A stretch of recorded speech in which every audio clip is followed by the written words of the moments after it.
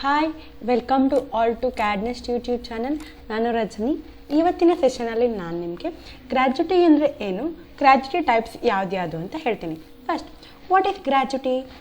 Gratuity is A payment made by the employer in appropriation of past service of employee.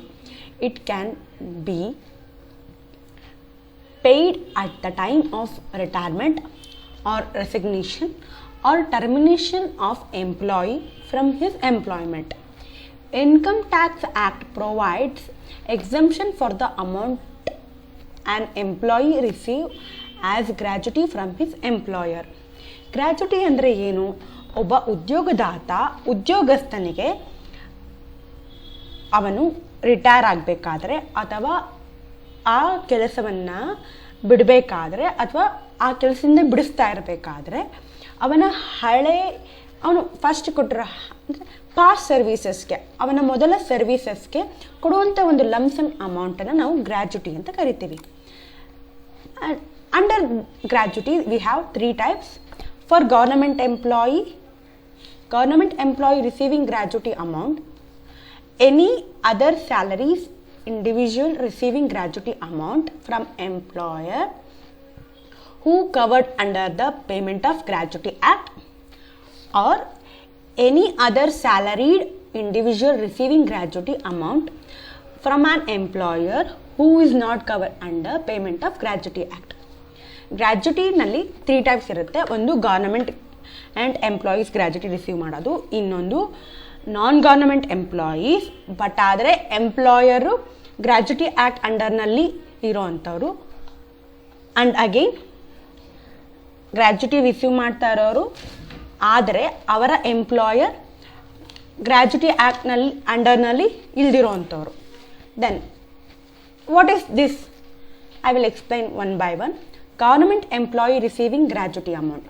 In case of any employee under the state government or central government or local authority receiving gratuity amount, then the amount is fully exempted. ಯಾವುದೇ government employee ಗ್ರ್ಯಾಚ್ಯುಟಿನ receive ಮಾಡ್ತಾ ಇದ್ದರೆ ಆ amount fully exempt ಆಗುತ್ತೆ income ಟ್ಯಾಕ್ಸ್ಗೆ. Second one, any other salary individual receiving gratuity amount from a employer who cover under the payment of gratuity act.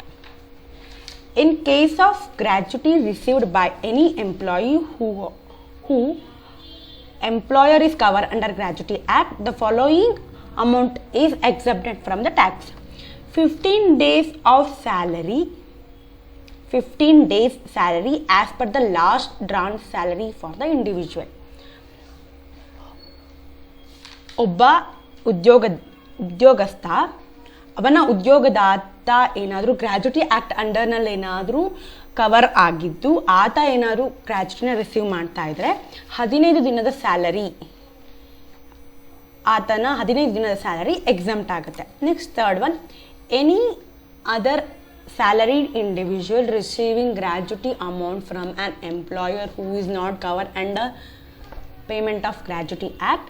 In that case the exempt amount as below, which is least as below 10 lakh or actual gratuity amount received by the employee, half month salary for every year of services that employee has completed with the employer.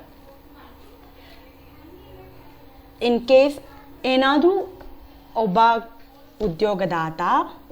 ಉದ್ಯೋಗಸ್ಥ ಆತನ ಉದ್ಯೋಗದಾತ ಏನಾದ್ರು gratuity act ಅಂಡರ್ನಲ್ಲಿ cover ಆಗಿಲ್ಲ ಅಂದರೆ ಈ ಕೆಳಗಿನ ಮೂರು condition ಅಮೌಂಟ್ನಲ್ಲಿ ಯಾವುದು ಕಮ್ಮಿ ಇರುತ್ತೋ ಅದನ್ನು ಎಕ್ಸಮ್ಟ್ ಅಂತ ತಗೋತೀವಿ.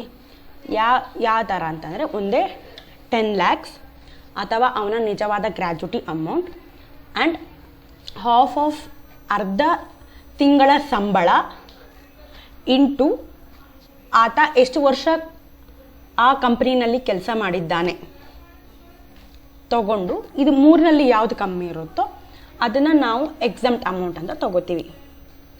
ಇವತ್ತು ನಾನು ನಿಮಗೆ ಕೊಟ್ಟಿರುವ ಈ ಗ್ರ್ಯಾಚ್ಯುಟಿ ಇನ್ಫಾರ್ಮೇಷನ್ ನಿಮ್ಮೆಲ್ಲರಿಗೂ ಇಷ್ಟ ಆಗಿದೆ ಅಂತ ತಿಳ್ಕೊತೀನಿ. ಇಷ್ಟ ಆಗಿದ್ರೆ ಲೈಕ್ ಮಾಡಿ, ಶೇರ್ ಮಾಡಿ ಮತ್ತು ಕಮೆಂಟ್ ಮಾಡಿ. ಇನ್ನೂ ನಮ್ಮ ಯೂಟ್ಯೂಬ್ ಚಾನಲ್ಗೆ ಸಬ್ಸ್ಕ್ರೈಬ್ ಆಗಿಲ್ಲ ಅಂದರೆ ಸಬ್ಸ್ಕ್ರೈಬ್ ಆಗಿ. Thank you to all.